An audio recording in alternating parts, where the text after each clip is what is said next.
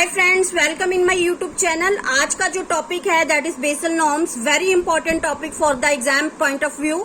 इसमें से काफी क्वेश्चन जो है एग्जाम में आते हैं, तो कैंडिडेट्स ने जो है मेरे को पर्सनली बोला भी है कि मैम ये टॉपिक जो है हमें मुश्किल लगता है, तो इसमें से आप कुछ करवाओ बेसल नॉर्म्स में से।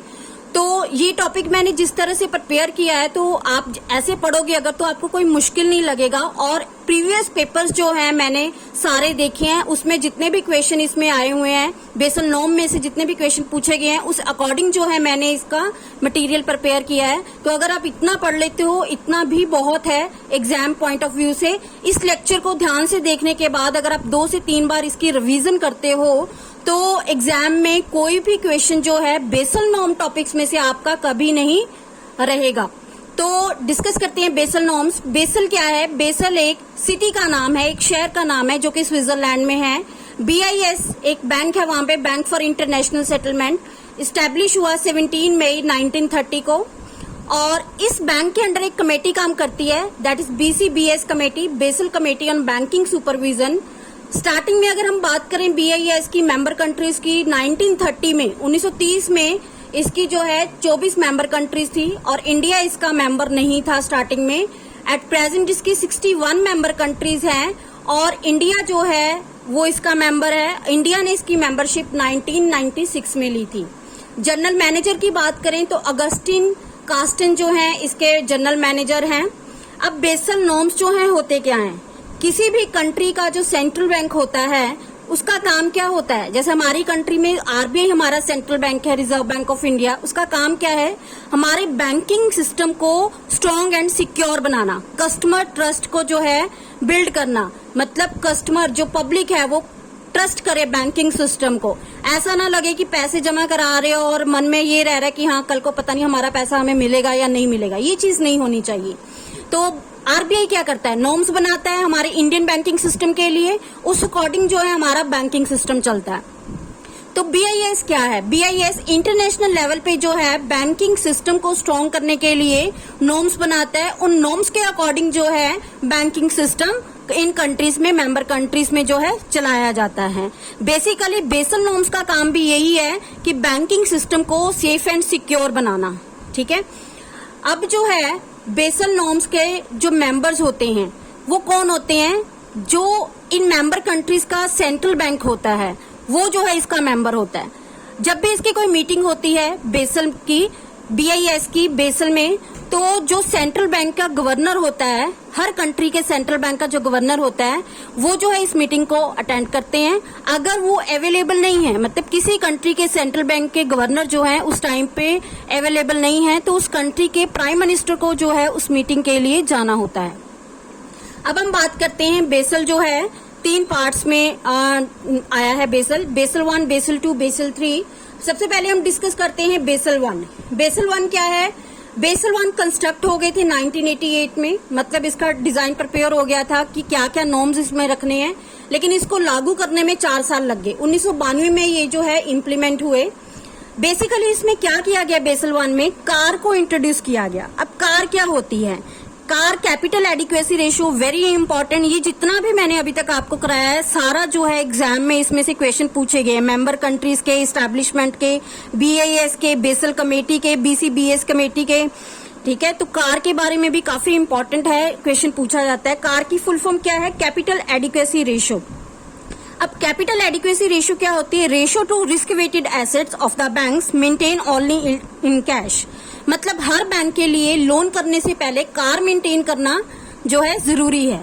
बिना कार मेंटेन किए कोई भी बैंक जो है वो लोन नहीं करेगा। अब कार का फॉर्मूला क्या होता है? Total capital divided by risk weighted assets of the bank into 100। ये जो भी परसेंटेज आएगी हमारे पास, उतने परसेंटेज कार जो है मेंटेन करना हर बैंक के लिए जरूरी है। कार क्या होता है? एक कैश में एक अमाउंट जो है अलग से बैंक अपने पास रखेगा जो है रिस्क के लिए। अगर बैंक जो भी लोन देता है उसको लगता है कि इन लोन्स में कोई रिस्क है, तो उसके लिए अपनी सिक्योरिटी के लिए अलग से पैसा जो है कैश की फॉर्म में मेंटेन करके रखेगा। अब बेसल 2 क्या है? बेसल 1 के बाद बेसल 2 आए। बेसल 2 कंस्ट्रक्ट तो हो गए थे 1999 में, लेकिन इम्प्लीमेंट होने में जो इसको बहुत लंबा टाइम लगा। कुछ वर्ल्ड क्राइसिस भी थे उस टाइम पे, उन ईयर्स में इन बिटवीन तो 2011 में जो है बेसल 2 इम्प्लीमेंट हुए। अब बेसल 2 में क्या है, बेसल 2 में जो कमेटी है BCBS कमेटी, उसने जितनी भी स्टडीज करी तो उस स्टडी में से 3 रिस्क निकल के सामने आए, जिन 3 रिस्क के कारण जो है बैंक को नुकसान होता है या बैंक जो है दिवालिया घोषित हो सकता है। तो वो 3 रिस्क क्या थे, 3 मेजर रिस्क कौन कौन से, very important name of the risk, credit risk, major risk and operational risk. Credit risk basically अगर कस्टमर जो है फेल हो जाता है लोन रीपे करने में।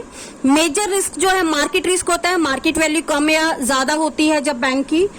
वेरी इंपॉर्टेंट ऑपरेशनल रिस्क, इसमें से क्वेश्चन ये आता है सबसे ज्यादा डेंजरस रिस्क जो है वो कौन सा है, तो वो है ऑपरेशनल रिस्क। अब ऑपरेशनल रिस्क होता क्या है, बेसिकली ऑपरेशनल रिस्क जो है ऑथेंटिकेशन ऑफ डॉक्यूमेंट्स का होता है। अगर बैंक के ऑपरेशनल डिपार्टमेंट का कोई पर्सन जो है रॉन्ग ऑथेंटिकेशन करता है डॉक्यूमेंट्स की, जिस कस्टमर ने लोन लेने हैं उसके डॉक्यूमेंट्स को रॉन्ग ऑथेंटिकेट करता है, तो दैट इज ऑपरेशनल रिस्क। इसे ह्यूमन एरर भी कहा जाता है और ये एक तरह का फ्रॉड भी होता है। कई बार क्या होता है बैंक के इंटरनल पर्सन, ऑपरेशनल मतलब क्या, ऑपरेशनल मतलब जो ऑपरेशनल डिपार्टमेंट होता है बैंक का, वो जो है उसके अंदर डिपार्टमेंट में कोई जो है पर्सन है वो उस कस्टमर के साथ मिल जाता है और उसके फेक डॉक्यूमेंट्स को अप्रूव कर देता है लोन के लिए, तो वो भी ऑपरेशनल रिस्क ही होता है।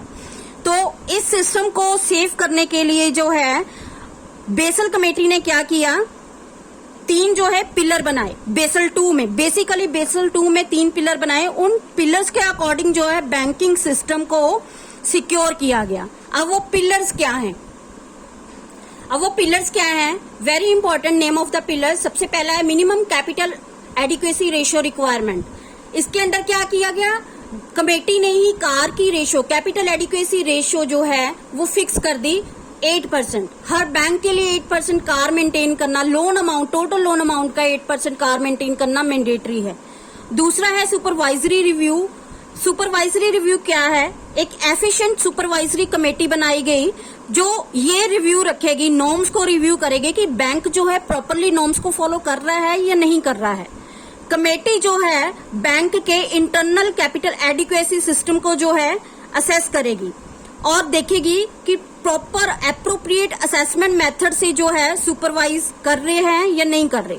बेसिकली जो कमेटी का सुपरवाइजर होता है वो टोटली रिस्पॉन्सिबल होता है कि एप्रोप्रिएट मेथड जो है असेसमेंट के फॉलो किए जा रहे हैं या नहीं किए जा रहे। कमेटी का मेन काम क्या था, बैंकिंग सिस्टम को ट्रांसपेरेंट करना और कस्टमर ट्रस्ट को बिल्ड करना, इसलिए जो है कमेटी काम करती थी। तो ऑटोमेटिकली वो कैसे होगा अगर बैंक जो है नॉर्म्स को फॉलो कर रहा है। तीसरा है मार्केट डिसिप्लिन। मार्केट डिसिप्लिन क्या है, मार्केट वैल्यू जो है according to risk coverage ratio जो है सेट करी जाती है बैंक की। बैंक में कितनी कार मेंटेन की गई है, फ्यूचर रिस्क के लिए कितना कैश रखा गया है, इस पे जो है बैंक को सेफ एंड सिक्योर माना जाएगा और उस अकॉर्डिंग जो है उसका मार्केट रेटिंग की जाएगी। मार्केट में उसकी रेटिंग जो है परसेंटेज में दिखाई जाएगी ताकि ट्रेडर्स जो है अपना पैसा लगाने के लिए जो है इस रेटिंग को पहले चेक करें और फिर बैंक में पैसा लगाएं। और बेसिकली जो है ये कैपिटल मार्केट से जो है रिलेटेड है मार्केट डिसिप्लिन। बेसल 2 में एक चीज और ऐड करी गई, that is tyre 1 capital. Tyre 1 capital is undisclosed capital of the bank. एक ऐसी कैपिटल रखी जाएगी जो किसी से भी डिस्क्लोज नहीं करी जाएगी। अब बेसल 2 भी फुली सिक्योर नहीं था बैंकिंग सिस्टम के लिए, क्योंकि बेसल 2 के चलते ही काफी केसेस ऐसे सामने आए। फॉर एग्जांपल किंगफिशर एयरलाइंस का केस, विजय माल्या एंड नीरव मोदी का केस, जिसमें बड़े बड़े जो है घोटाले सामने आए। तो फिर जो है बेसल 3 आया। बेसल 3 में कार मेंटेन करनी तो मैंडेटरी कर दी, 9% फिक्स कर दी कार, और बफर कैपिटल ऐड कर दी। अब बफर कैपिटल डिस्कस करते हैं क्या होता है। बफर कैपिटल 2.5 और 9% CAR is equal to 11.5% capital जो है अलग से बैंक को मेंटेन करनी होगी for the future risk. Buffer capital क्या होती है, बैंक के प्रॉफिट और डिविडेंड के पे जो है 2.5% कैलकुलेट करके अलग से कैश मेंटेन करना होगा बैंक को। बफर कैपिटल जो है 2 पार्ट्स में डिवाइड की गई है, एक है कंजर्वेटिव बफर कैपिटल और दूसरी है cyclic counter buffer capital. Conservative buffer capital वो फिक्स होगी मतलब जैसे 9% है तो 9% fix, that is conservative buffer capital. Cyclic counter buffer capital क्या होगी, अगर बैंक जो है बड़ी अमाउंट में लोन करता है, जैसे जैसे उसके लोन बढ़ेंगे वैसे वैसे उसको बफर कैपिटल इंक्रीज करनी पड़ेगी। साइक्लिक का मतलब क्या, लोन का साइकिल जैसे जैसे चलेगा वैसे वैसे बफर कैपिटल भी इंक्रीज करनी पड़ेगी। उसके बाद जो है ये बफर कैपिटल थी। अब the main objective of the Basel is SSS, safety, solvency and soundness of the banking system by controlling credit risk।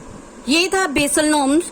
इसमें मैंने सारे इक्वेशंस कवर किए हैं जो एग्जाम में पूछे जाते हैं, तो इतना ही था इसमें, इतना भी कर लोगे बहुत सफिशिएंट है। तो एंड में मेरी जो है यही है कि इसको बस आप अच्छे से रिवाइज करो। तो मेरी वीडियो को प्लीज लाइक करिए, शेयर करिए, चैनल को सब्सक्राइब करिए, क्योंकि वीडियो बनाने में जो है बहुत मेहनत लगती है।